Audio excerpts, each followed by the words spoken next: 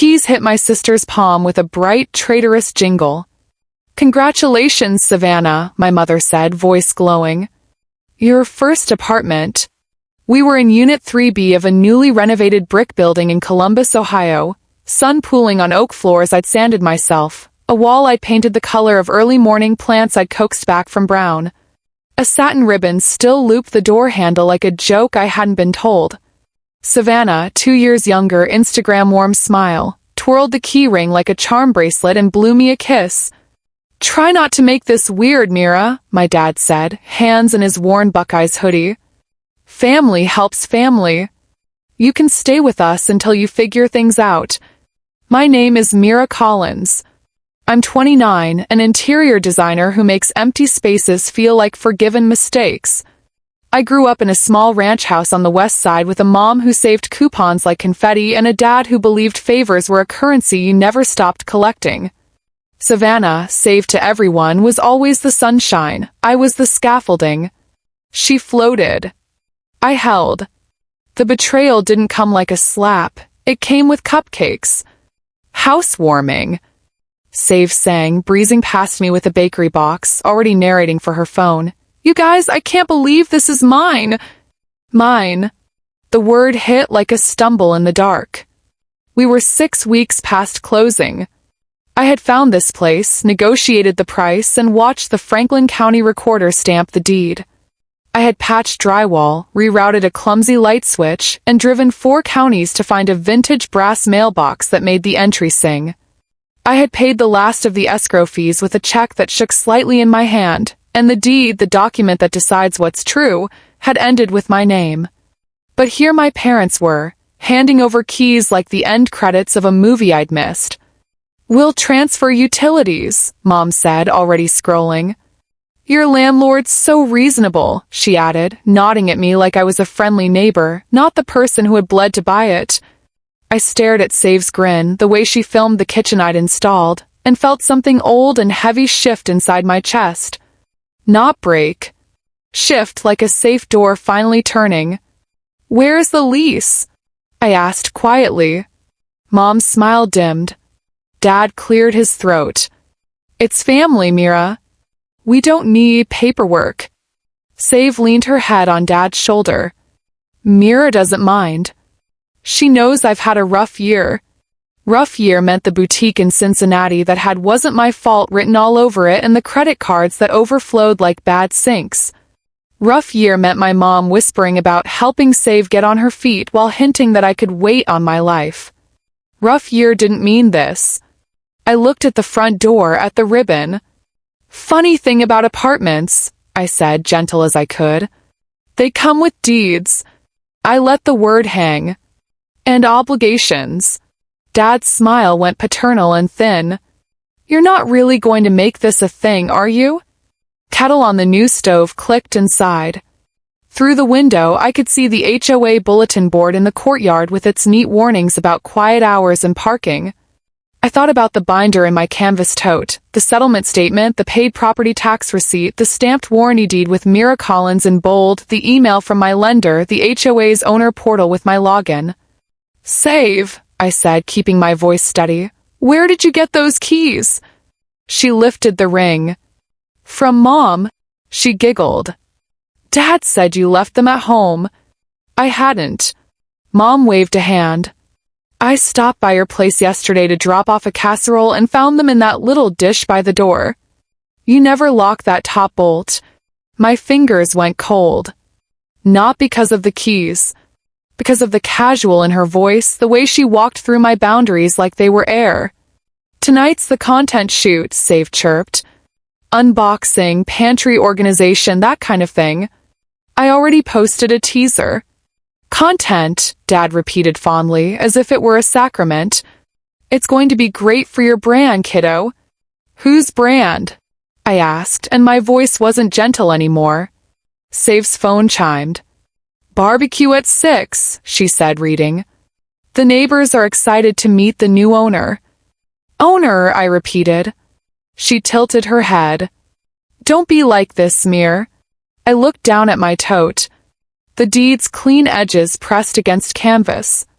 I pictured the county clerk's stamp, the date, the line that tethered address to identity. My identity. I zippered the bag shut.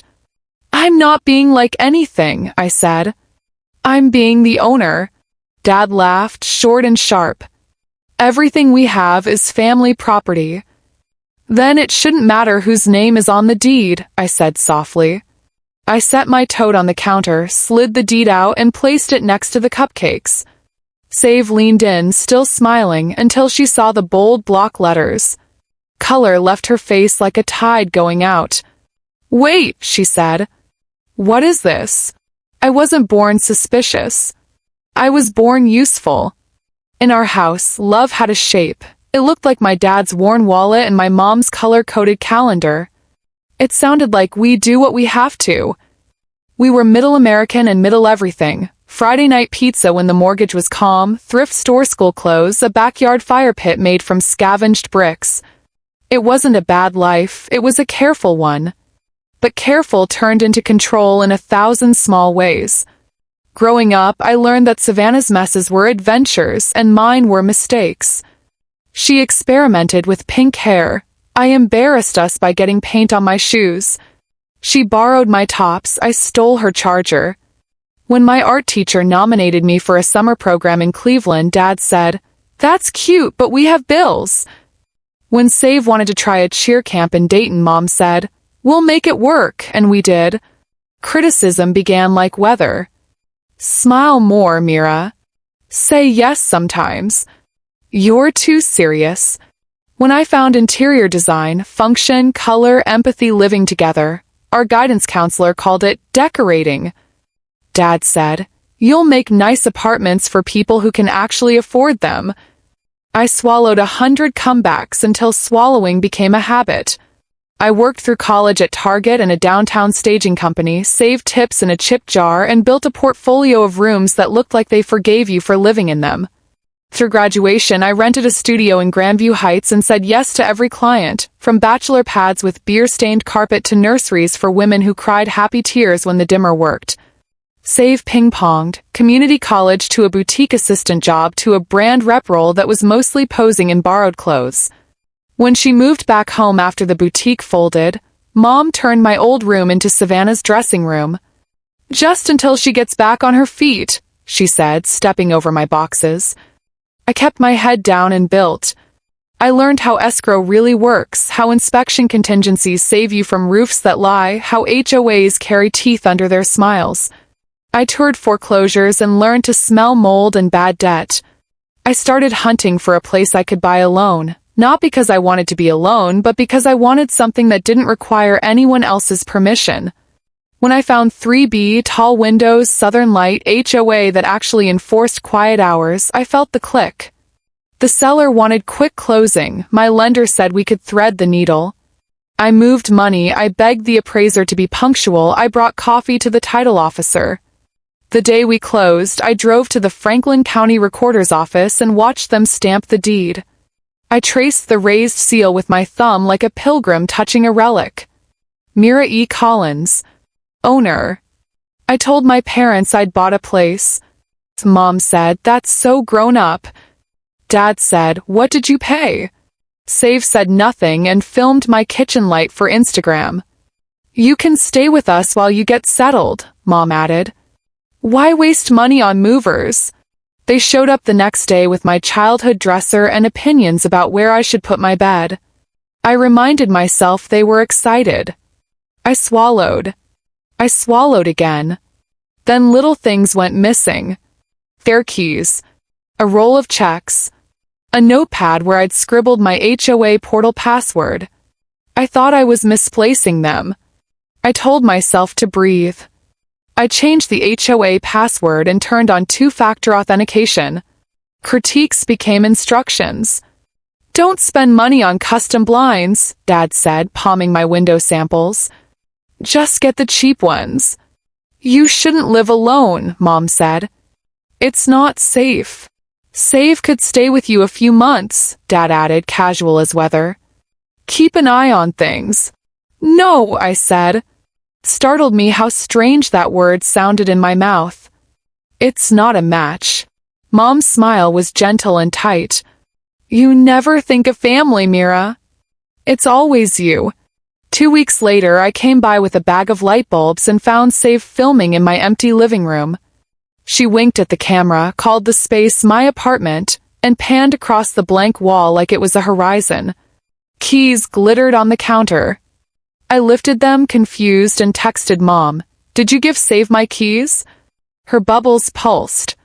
Just letting her show friends the place. Don't be territorial. Territorial. About my deed. That night, I started a folder on my laptop. Proof. Into it went screenshots of the deed, the closing statement, the HOA portal showing me as owner, the text thread with Mom. Not to fight. To keep the ground from moving under me. Then came the utilities. An email to confirm the transfer date. I hadn't requested any transfer. The effective date, the day of Save's housewarming. My jaw went ice cold. I called the provider. My mother requested it, the rep said politely. She said she's the landlord. Impossible, I said. I am. Then we need your deed. I sent it. Transfer froze. My phone lit up with Mom's number. Why are you making this hard? She snapped. Save needs a fresh start. She can have a fresh start, I said quietly. In her place. You've always been selfish, Mira. When I hung up, my hands trembled. Anger, grief, something older I didn't have words for. I set my phone down, looked around my quiet studio, and felt the ache harden into something sharp. The next morning, a change of address confirmation arrived, forwarding my mail to my parents' house. Someone had filed it without me. I stared at the form and realized this wasn't confusion. It was a plan. And I needed one of my own. Control loves paperwork. Wraps itself in forms to feel legitimate. I went to my parents' place with a binder and a voice I'd practiced in the car. We need to talk, I said. Mom was stirring chili. Dad was timing the game with commercials. Save lounged at the counter, legs up, phone angled precisely. About what? Dad asked, innocent. The mail forward, I said, placing the USPS notice on the table. And the utility transfer. And my keys. Mom didn't look at the paper. We're helping your sister settle. Why do you insist on making everything an ordeal? Save flicked her fingers. Mira, it's just logistics. You're so rigid. I'm the owner, I said. That's not rigid. That's legal. Dad chuckled, a sound with no humor in it. Everything in this family is shared. Then you won't mind sharing the deed, I said, sliding a copy across the table. The raised seal, my name. Truth embossed. Silence scrimmed the room. Save reached for it, scanned, frowned. This is temporary, right? Like you're going to put me on it. No, I said. I'm not. Mom's voice cooled. We helped you with your down payment. You lent me $2,000, I said. I repaid you with interest. I have the Venmo receipts. I did. I printed them. Save rolled her eyes. You're such a spreadsheet. Better than being an invoice, I said before I could stop myself. Dad's jaw ticked. Watch your tone. I pulled my breath in and set it down. You cannot enter my apartment without my permission. You cannot film content there without a lease. You cannot transfer utilities. You cannot forward my mail.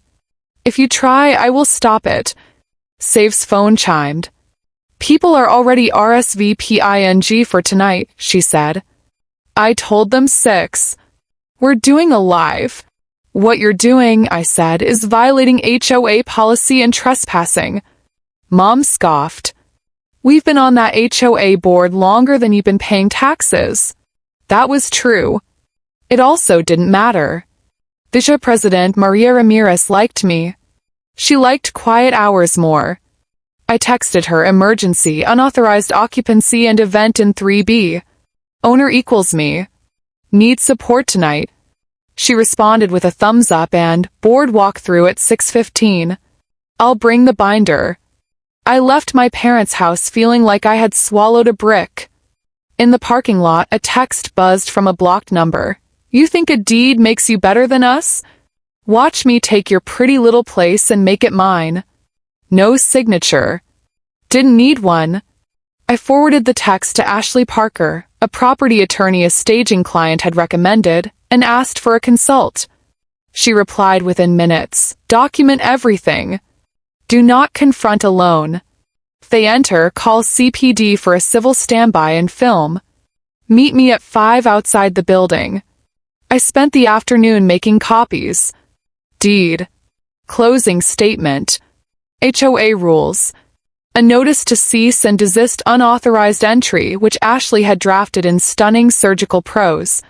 I charged my phone, grabbed a power bank, and threw a bag of command hooks in my tote for no reason other than the comfort of tools.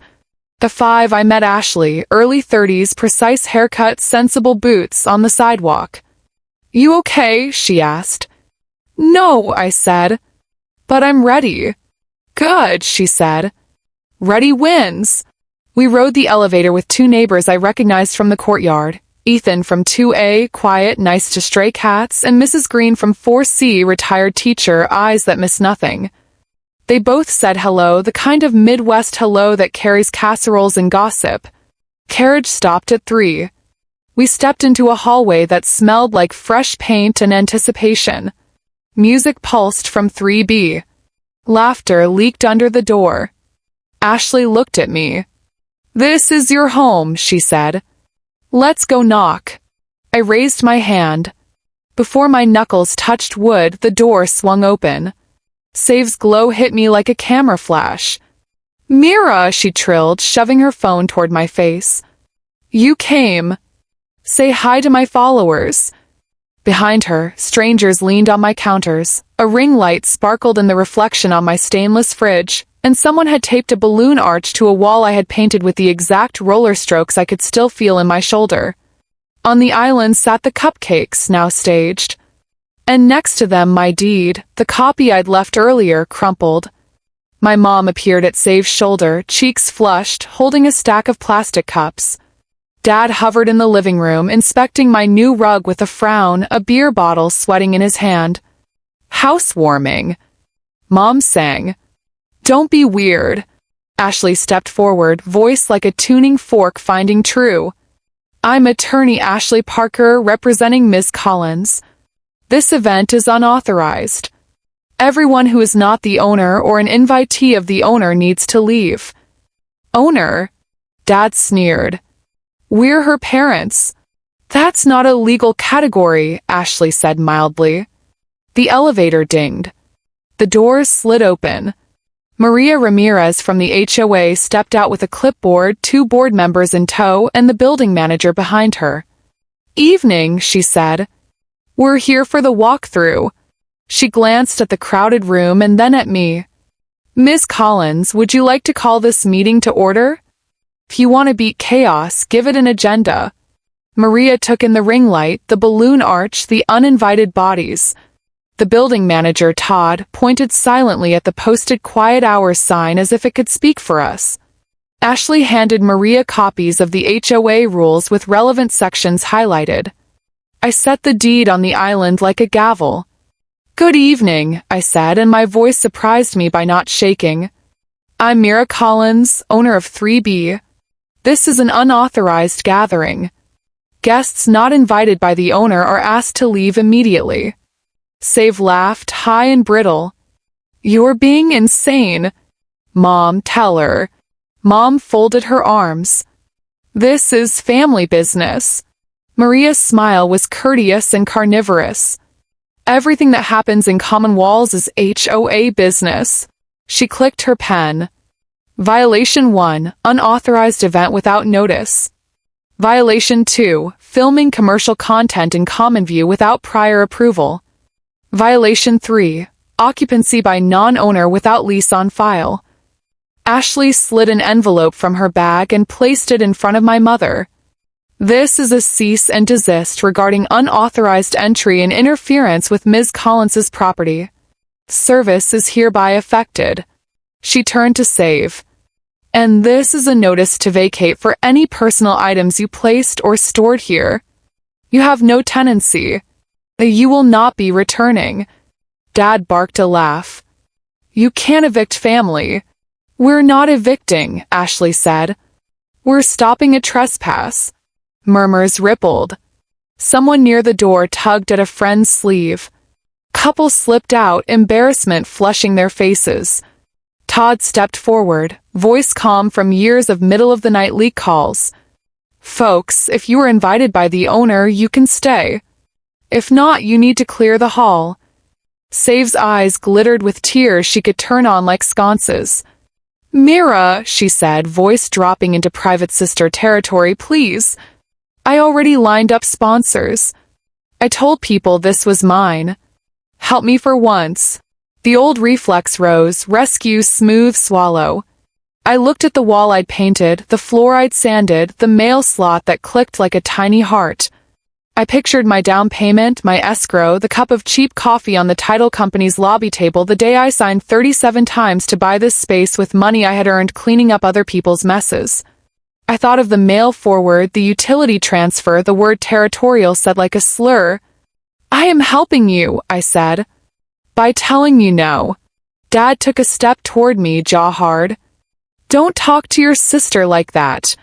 Ashley moved, a half step forward that landed between us like a sheet of glass. Sir, the police are 2 minutes away for a civil standby if needed. Don't escalate. Maria tapped her clipboard. Fines will apply. And if this continues, the board will seek an injunction. Save threw her hands in the air. Fine. Everybody out. Content canceled because some people hate happiness. People filed past, avoiding my eyes and the HOA clipboard. The ring light dimmed. Balloons bobbed, silly and tired. Mom slammed cups into the trash. Dad paced like a man who'd lost a fight to a sign. When the room emptied, Ashley turned to me. Before they try anything else, you need to change locks and set clear boundaries. I already called a 24-hour locksmith, Todd said. He's on his way. Save snorted. You're overreacting, all of you. Ashley reached into her bag again and placed a printed lease on the island. If Savannah would like to rent a room elsewhere, I'm sure there are landlords who'd consider her. She will not be living here. Save's cheeks flamed. You can't make me look like a failure. I looked at my sister, the kid who used to crawl into my bed during thunderstorms, who cried when her hamster died, who once wrote me a card that said you make things feel safe. I so badly wanted to hand her the keys, to be swallowed by the old story where I fix things by breaking myself. But I had learned something no one ever taught me. Love without boundaries is just a mug without a bottom. You did that yourself, I said, not unkindly. The locksmith arrived. He changed the deadbolt with quick, efficient clicks. He handed me the new keys. He looked at Save, Mom, and Dad. Owner, he asked. Me, I said. He nodded. Then these are yours. Ashley packed her bag. I'll file the incident report and send the board a summary, she said. Text me if anyone tries to re-enter. Maria shook my hand. We'll back you, she said. It's nice when the deed and the person match. Save grabbed her tote, the one with gold letters, and stalked to the door. You're dead to me, she hissed. Both of you. She meant me and the apartment. Mom followed, eyes shining, mouth tight. Dad lingered a beat. You'll regret this, he said, and for the first time in my life I heard the fear under his anger. The next morning a certified letter arrived, my parents' names in block print. Inside, a formal demand to quitclaim my deed to Savannah for family harmony, plus a notarized form they'd already signed. My hands shook. Then they stilled. It was time to make the truth public. I booked a conference room at the public library 2 blocks from our old house. Neutral ground. Fluorescent lights. The sound of a copy machine humming like a verdict. I invited my parents, Save, Ashley, and Maria from the HOA. I also invited Tom Halsey from the Franklin County Recorder's Office, a A quiet man with tie clips and the gentle civility of people who know documents decide what's real. He agreed to come on his lunch break to answer general questions. I brought donuts. I wanted there to be kindness on the table even if there wouldn't be in the room. When my family arrived, Dad's jaw was set. Mom's lips were aligned, Save wore oversized sunglasses like a shield. Ashley stood beside me. Maria took the far seat, pen ready. I put 3 stacks in the center, the deed, the settlement statement, and the check images showing my down payment transfers. On top, I placed the certified letter demanding a quitclaim. "We're here," I said, to correct the record. Dad leaned forward. "We don't need an audience." "We do," I said. "Because I've been told I'm dramatic, ungrateful, territorial. Today, we use evidence." Tom cleared his throat, friendly. "If I can be of help." I slid him the deed. He adjusted his glasses, scanned, nodded. Recorded June 14th owner, Mira E. Collins. He tapped the raised seal. Valid. Save crossed her arms. "She tricked us." Tom blinked. "Ma'am, the recorder doesn't adjudicate family disputes. We record reality." Dad jabbed a finger at the settlement statement. "We helped with money." Ashley slid forward copies of my Venmo receipts, bank statements, and an old text from Mom. "Got the $2,160. Thank you, honey. We'll pay you back next month." Ashley smiled, a knife wrapped in velvet. They were paid back with interest. Mom reached for the quitclaim form, pushing it toward me like an altar call. "We can fix this. Just sign." I didn't touch it. A quitclaim gives up whatever interest a person has. I'm not giving up what I am. Dad shifted tactics. "We'll tell everyone what you did, kicking your own sister out." Maria clicked her pen. "The board will tell everyone what you did, violating rules, trespassing, attempted utility fraud." She paused. "We prefer the quiet route. But we're not afraid of light." Save's sunglasses slid to her nose. "I have sponsors, Mira. This will ruin me." "You can tell your followers the truth," I said. "That the apartment you filmed wasn't yours." She flinched. Ashley placed a cease and desist regarding commercial use of my property in front of Save. "You'll remove any posts claiming ownership and any content filmed in 3B without Ms. Collins's permission," she said. "Today." Tom checked his watch. "I have to get back," he said, standing. He slid a copy request form across to Save. "If you want a copy of the deed to keep, that's the form. $2 a page." Save stared at it like it was written in Greek. "Last thing," I said, voice low, steady. I took out the old spare keys, the ones Mom had lifted from my dish, and set them on the table. "Don't ever enter my home again without my consent. CPD will be called. There is a record now." Dad's face went red. "You think the police care about keys?" "No," I said. "They care about trespass. And so do I." Silence spread. Copy machine hummed and spit out pages like a metronome. Finally, Mom sighed, weary and angry, and something else, small. "So what?" she asked. "You cut us off?" "No," I said.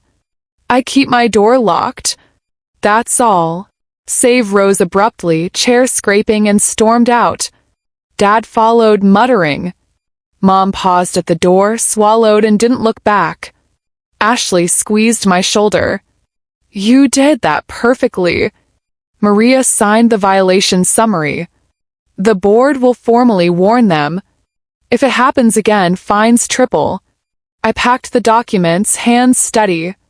The library clock ticked. I felt like I'd been exhaling for months and finally reached the end of the breath. That night, someone slid a note under my door. "You'll be sorry." The next morning, the HOA emailed security footage, a blurred figure trying my lock at 2:03 a.m. The police asked if I wanted to press charges.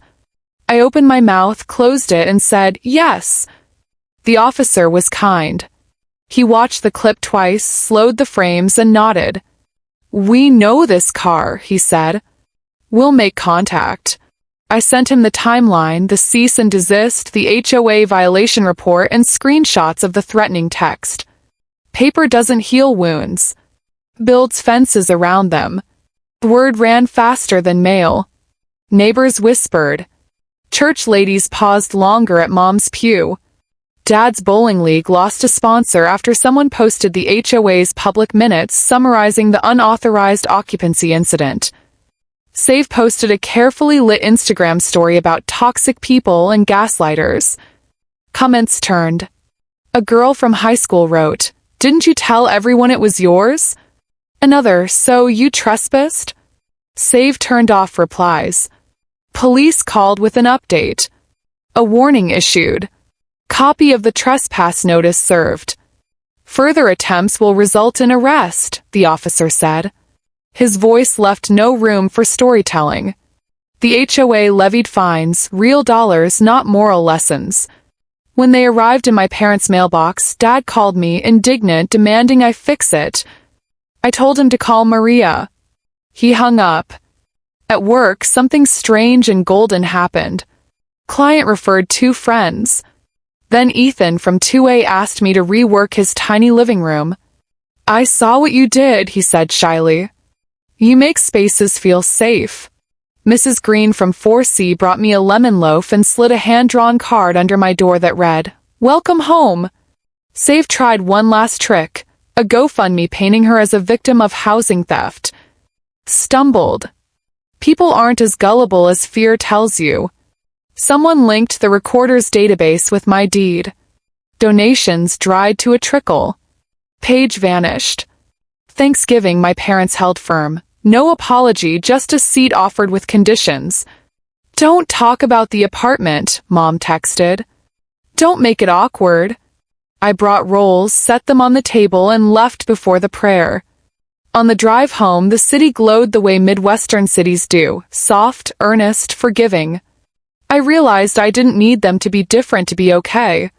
I needed me to be consistent. In December, Save sent a message late at night. "I messed up," she wrote. "I'm scared." I stared at it a long time. I wrote, "You can come over tomorrow at 2. We will talk with boundaries. No filming." She didn't reply. She didn't show. January brought snow that turned the courtyard into sugar. I shoveled the steps and salted the walk. Mr. Ramirez from across the way saluted me with his coffee mug. In the mail, a hefty HOA credit. Maria had pushed through a small board stipend for owners who handled their own winter prep. It wasn't about the money. It was about belonging. Then the call I didn't expect, "Mom." Voice small. "Your father's been quieter." The fines hurt. A pause. "I miss you." "I miss you," I said because it was true. "Can we start over?" she asked. "We can start with boundaries," I said gently. "And you can say the words, 'I'm sorry.'" She started to protest, stopped, tried again. "I'm sorry." I closed my eyes. The apartment hummed. The refrigerator, the heat tick, the steady exhale of a place that knows you chose it. A week later, Mom asked to visit, alone. She arrived holding a small box. Inside, the spare key I'd given her years ago on a keychain shaped like Ohio. She placed it on my counter. "This belongs to you," she said. "May I come in?" Healing isn't cinematic. It's small. It's my mom asking to sit and then actually sitting and not telling me where the lamp should go. It's her looking at the deed framed on my wall. Yes, I framed it. I let myself be that person and saying, "You worked for this." It's both of us laughing at how ridiculous it feels to cry into good coffee. She didn't become a different person overnight. Neither did I. We learned a new language one sentence at a time. "I can't talk about that right now. I need you to respect my no. I'm proud of you." She practiced holding my boundaries the way you practice a new route to work. Turn here, not there, take this street, arrive someplace better. Dad took longer. He hovered outside conversations like a man trying to hear through a wall. When I dropped off soup while he had the flu, he said thanks like the word scratched his throat. In spring, he called about a leaky faucet. I sent him a plumber's number instead of coming over with my toolbox. He didn't like it. He also used the number. Progress is often insult in costume. Save blocked me, unblocked me, blocked me again. Then, one afternoon I got a request. Can we meet? We sat on a bench near the Scioto Mile under a sky the color of a promise. She wore no sunglasses. I'm in counseling, she said. I have to make amends. She inhaled. I'm sorry I tried to take your apartment. I told myself it was family. It was theft. The word landed like a soft brick. Thank you, I said. My boundaries aren't a rejection of you. They're a policy. She laughed, a real laugh, not the glossy one. You and your policies. We didn't hug. We didn't post. We walked to the bakery and split a cookie like we were 12. She didn't ask for my keys. Back at 3B, I planted a pothose by the window and watched its leaves reach for light as if they were made for it. I said yes to clients who wanted homes that felt like apologies accepted and no to anyone who wanted me to perform gratitude for paying me. I took a Saturday course on small landlord law and learned more than I ever wanted to know about quiet enjoyment and writs of restitution. Knowledge is warm armor. On the first anniversary of closing, I hosted a small dinner. Maria brought salsa that made everyone cry. Ashley raised a glass and said, "To documents and the women who read them." Finn from 2A brought his guitar and played a song that made the walls feel like they had hearts. I texted Mom a photo of the table. She sent back a heart and the words, "Looks like home." When everyone left, I stood in the doorway and listened to the good kind of quiet. I ran my fingers over the framed deed like a talisman and thought about the girl who equated love with disappearing. I thought about the woman who now understands that a locked door can be an open hand, to yourself. If you're listening at your own kitchen table, feeling crazy because the people who love you are telling you to ignore your reality, hear me, every scar tells a story of survival. Keep fighting for your truth. Get a copy of your deed. Learn your HOA rules. Save your receipts. Find your Ashley and your Maria and your Tom. You don't need permission to keep what you earned. You don't need to set yourself on fire to keep anyone else warm. If this story helped you breathe easier, subscribe, comment, and tell me what boundary you enforced this year. I'll be here, cheering for you when you choose yourself and your name belongs to your life in bold.